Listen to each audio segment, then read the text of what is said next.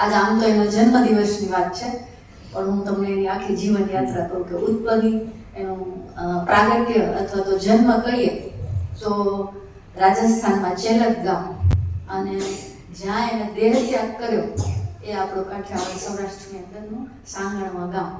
ત્યાં એમને પોતાના શરીરનો ત્યાગ કર્યો. મને જેમાં વધારે શ્રદ્ધા કે વિશ્વાસ છે એ કથા તમને કીધી. કેમ કે અહીંયાના લોકોને આ કથા ખબર જ નથી. ગુજરાતનું વરાણા કરીને ગામ છે. વરાણા ગામમાં પણ માતાજીનું મંદિર છે. ત્યાં આખો ઇતિહાસ છે ને દિવાલ ઉપર કોતરાવીને લખેલો છે. કેમ કે આ જે ઇતિહાસ છે ને એ મારુતના ચોપડામાંથી લીધેલો છે. અને વરાણા ગામ એટલે ત્યાં માતાજીએ પ્રગટ થયેલા જે પૂજારી હતા, ભક્ત હતા, એને હાથમાં પોતાની લોબડી આપી હતી. એટલે ત્યાં પૂજામાં આજ બી માતાજીની લોબડી પૂજાય છે.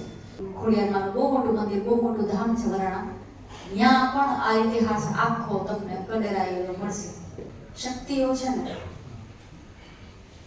એના અલગ અલગ અલગ અલગ સ્વરૂપો છે. જેટલા અલગ સ્વરૂપ છે ને એટલા આપણે એને નામ આપ્યા છે. કોઈ શક્તિ તમને ફ્રીજ ચાલુ કરે છે ને એમાં ક્યાંક વીજળીનો એક અલગ પ્રકાર આવે છે.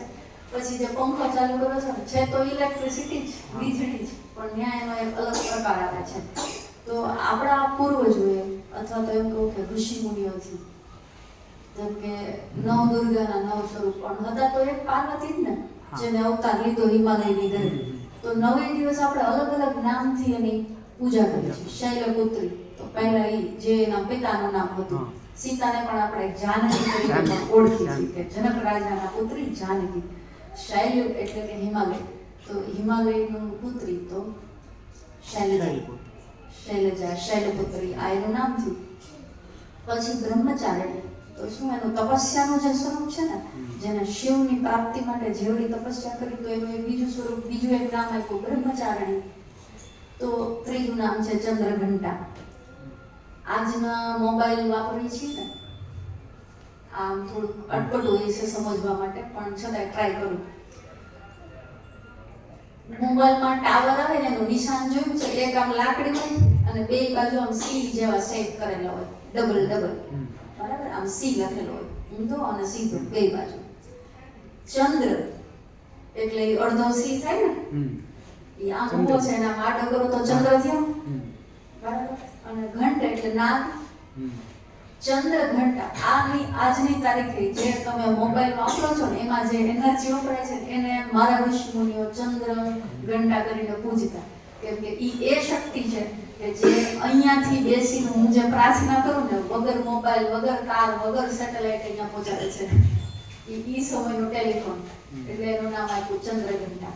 બ્રહ્મચારિણી હતા તો જે બ્રહ્મ શક્તિ, જે એનર્જી, જે તાકાત ભેગી કરીને તો એ ભગવાન સુધી પહોંચાડવા માટે જે એને એનર્જી લગાવી એનું શક્તિનું હંમેશા રૂપાંતરણ થાય, એનો નાશ નથી.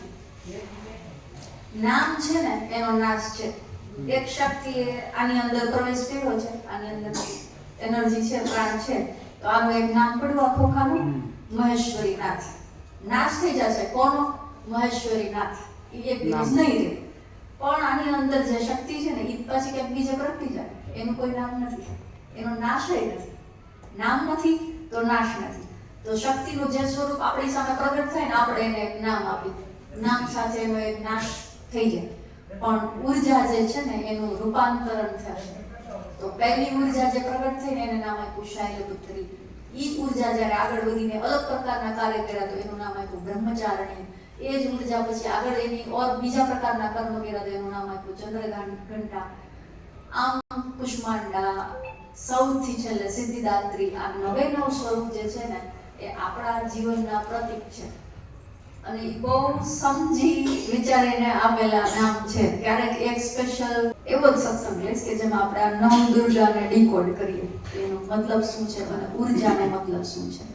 9 દુર્ગા માતાને, 9 દુર્ગા શક્તિ. શક્તિ એટલે એનર્જી, તાકાત, જેનાથી હું, તમે અથવા તો એવું કહું કે આખું જગત હાલે છે. સૂરજ ઉગે છે, પ્રકાશ આપે છે, પણ એની પાસે કાંઈક શક્તિ છે.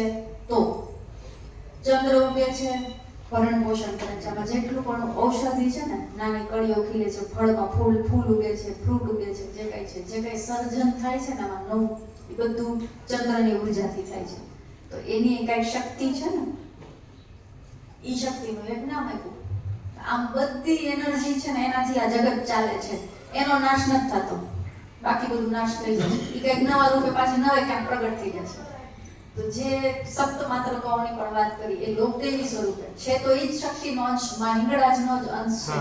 તમારે ને મારી કુળદેવી તમે માનતા માની, આપણે ત્યાં પરંપરાઓ છે કે ભાઈ કષ્ટ પડે તો આપણે માનતા માની મનોથી કરી, તો શું કે ભાઈ હાલીને આવીશ, નહીતર શું તો કે હું 5 શ્રીફળ વધારીશ, નહીં તો કે અમે નિવેદ કરશું. XYZ જે જેની મનોતી કરો, માનતા માનો છો એનો હિસાબ એને દેવાનો છે આદિ શક્તિને. ક્યાં? હિંગળાજનો દરબાર ભરાશે, ત્યાં એને એ હિસાબ દેવાનો.